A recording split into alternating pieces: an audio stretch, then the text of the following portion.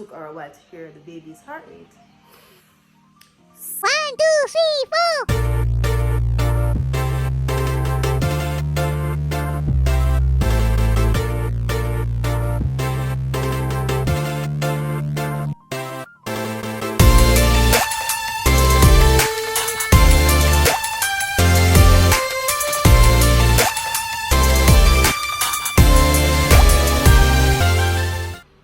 Hi everyone, welcome back to my YouTube channel. My name is Chevelle. I know it has been a long time, guys. I know it has been a while since I posted, probably like a year ago. But for those who know and for those who don't know, I have a 4-month-old baby. His name is Rain. So we will be talking about babies. Okay, babies. So from conception to the due date. So if you're interested in watching and finding out more, then continue watching. Okay, so we're gonna start off by when you found out that you were pregnant. So whether it is that you did a pregnancy, whether it is that you planned it with your partner, or it just happened unexpectedly, you know, baby is on board and you did the test, it came back positive, and now you're expecting.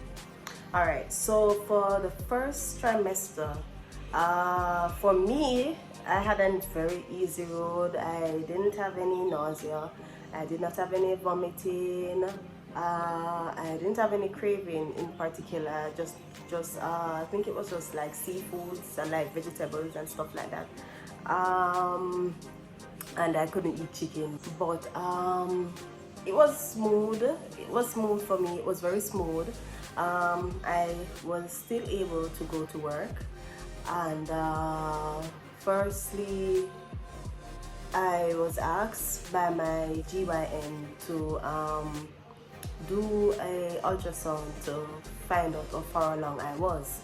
Now, after doing that ultrasound, and then you know they told you how far along you are, then I was placed on prenatal vitamins. So you're gonna be placed on prenatal vitamins, and disclaimer, this is based on my experience. I am not saying that this is what will happen to you or this is what will happen. This is based on my experience. Okay, so I'm just giving you based on what I have experienced during my pregnancy.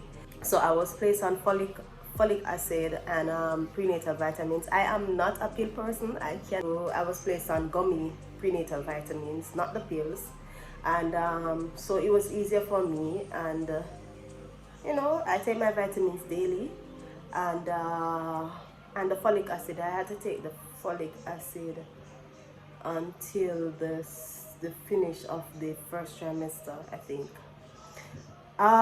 Yes, so that was the first trimester for me. The next step is to go into the second trimester, which is actually 3 to 6 months.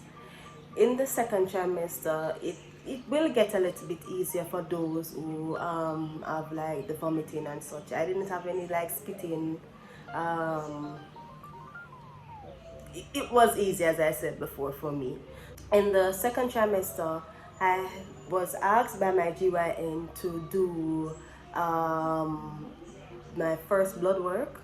So in that blood work, you know, they test you for like if you have any disease like HIV and such. They test your sugar level. They test what else they test for. They just did a full blood work to make sure that the baby is in a safe environment in your body, and everything is okay with you. Your health-wise, everything is okay with you. So therefore, baby can be healthy. So in the second trimester, I think it was around 22 or 23 weeks. That's when you found out that's when you will find out what gender baby you will be having. So whether it's gonna be a boy or whether it will be a girl. Some people do gender reveals by asking the person at the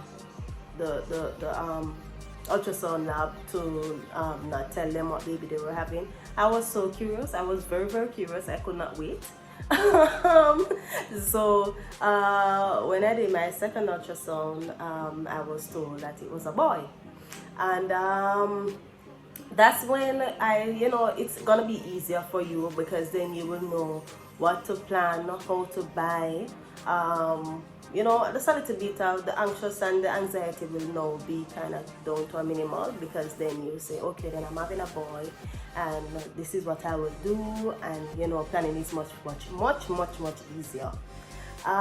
So in the second trimester again, I think I did another set of blood work.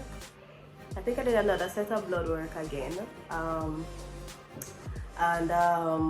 The visit to my GYN increased, so I started to see her more often.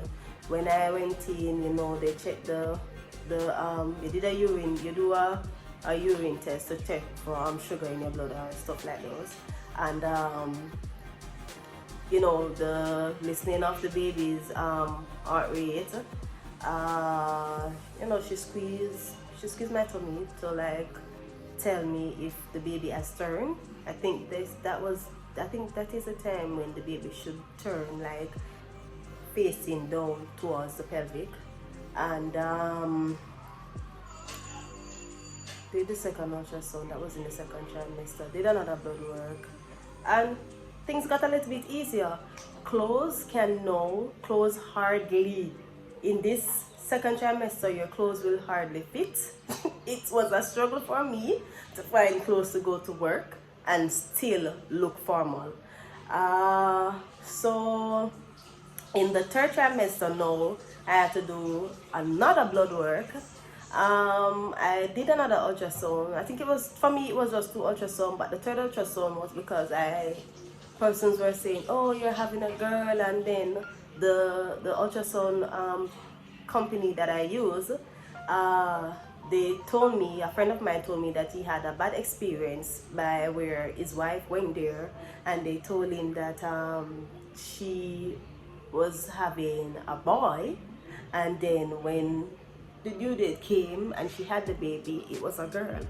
So when he told me of his experience with that same company, I rang up my GYN and I was like, she told me it was a boy, but I just wanted to make sure, because I don't want that surprise to purchase everything blue and then it turns out that it's a girl. So I went and did that. That was how I ended up doing my third ultrasound, and then she confirmed. I said, yay, it's a boy. Alright. Yes, in the third trimester now, it gets a little bit heavier for me, because now your tummy is now the two sides of a watermelon. For me, it was 2 sides of a watermelon, or 2 or 3 sides of a watermelon, a big watermelon. So I could hardly go. I was still working, and I was awaiting my due date. I went in to do my last checkup, and when I went in, went onto the bed, and it was time to check the baby's heart rate. So I went on, and the doctor put the stethoscope, I think that's what it's called, on my tummy, and she was there for a little while, with a puzzled look on her face. And I was, I started to get a little bit nervous, because I was wondering, what it was, because normally she would say, oh, baby, you have a healthy heart rate, but then she was just there for a little while, and then she started pressing a little harder on my tummy with the stethoscope, and I was like, what is happening? And she was like, take deep breath in, take deep breaths out. It took her a while to hear the baby's heart rate. So then she said she heard the heart rate, and then it was extremely fast, like fast. So she turned up the monitor, and the baby heart rate was like a horse galloping. And she said, okay, she don't like the sound of that. And she went onto her cell phone, and she started calling other doctors. Good start. that I started to fret because I was like, oh, Jesus. I was puzzled because then I was like, God, please let everything be okay with my child. I don't know if I could manage the loss of a baby and a miscarriage, as they would call it. So I said to her, can you like try again? So I went onto the bed again, and the baby heart rate was just going, was just so it was like they have like a chart, like it can't be, I think it can't be over 60 and it can't be less than 40. So do not quote me on this, but yeah, it's supposed, the heart rate of the baby is supposed to be within a certain range, and his one was exceeding above, I think it was above 60. So she started to say, Chevelle, I have a pit in my stomach, I don't feel comfortable with this, but I will have to take the baby today. At this point in time, I was gonna get a C-section. I did not want a C-section, but she stated that she is unsure what is happening with the baby, and she don't want to tell me to go home, and then it turns out that the baby was actually in danger. She can't see, so she would rather to do the C-section to make sure the baby is okay. It was at that point in time I was 37 weeks, so I had passed, I was 9 months and 1 week, and I wanted it to go to the full term, even though I am confused as to why persons will say you carry the baby for 9 months when it's actually 10 months because it's 40 weeks. And so I had passed the 9 months mark. So she was like, it's okay if I take the baby now, he is fully developed and everything is okay. It's just that if you had gone the extra 3 weeks, then you would have probably gotten a little more weight on him, and that was basically it. So she was like, don't be worried, it's not a premature baby, everything is okay. So she was like, go home, pack your bags and meet me at the hospital. So upon reaching to the hospital, I had to do a COVID test, and did the COVID test, went up to the maternity ward. I had to take a shower, remove my clothes. They came in and I think they put in a catheter. I had to they had inserted a catheter on me. It was very uncomfortable, and then I went up to the theater. Going up to the theater, guys, I was so nervous. I was nervous, like the feeling, for those who have ever had C-section, you must can relate to what I am saying. It was my first time being admitted in a hospital. It was my first time going into surgery. It's my first pregnancy. Everything was just the first for me.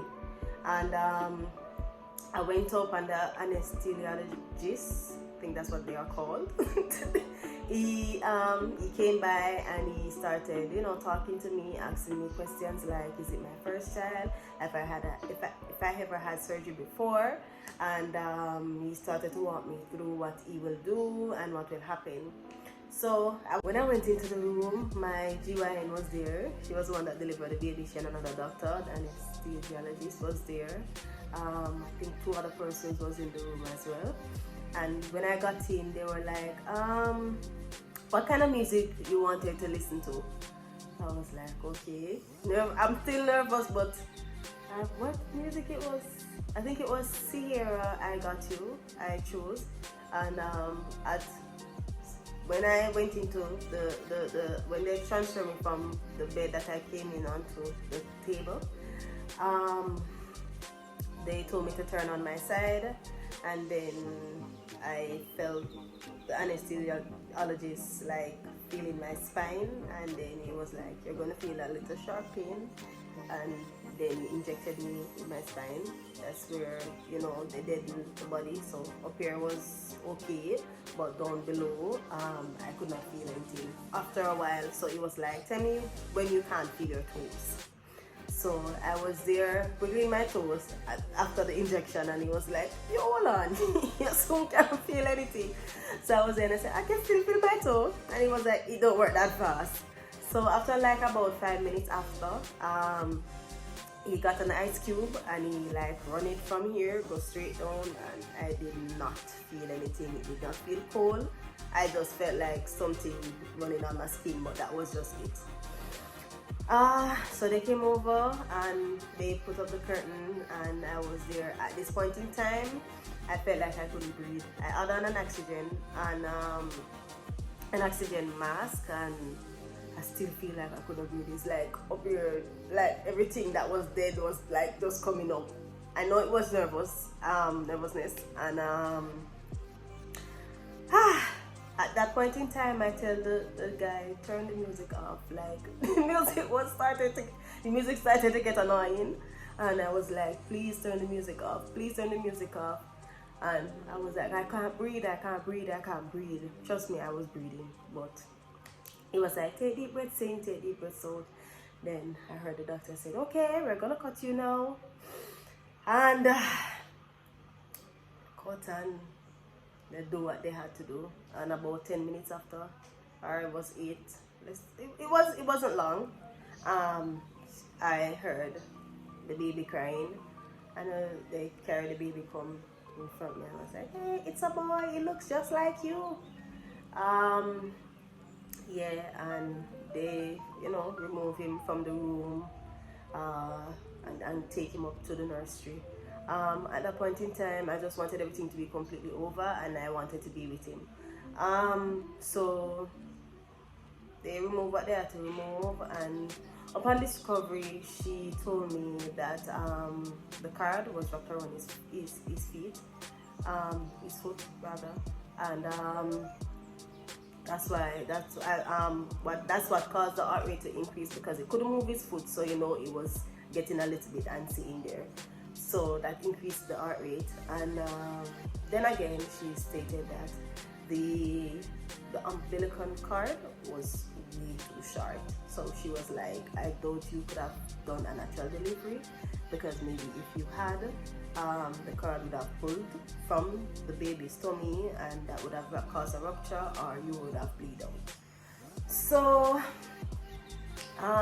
as I said before, I did not want a C-section, but after hearing that, I was glad and happy that I did the C-section, and everything happened for a reason. So during pregnancy, as most persons will say, pregnancy is a death road or a life sentence, and it can either be you or the baby.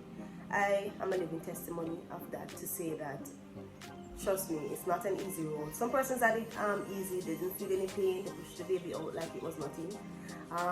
Other persons take an epidural, and some persons had a C-section, just like myself.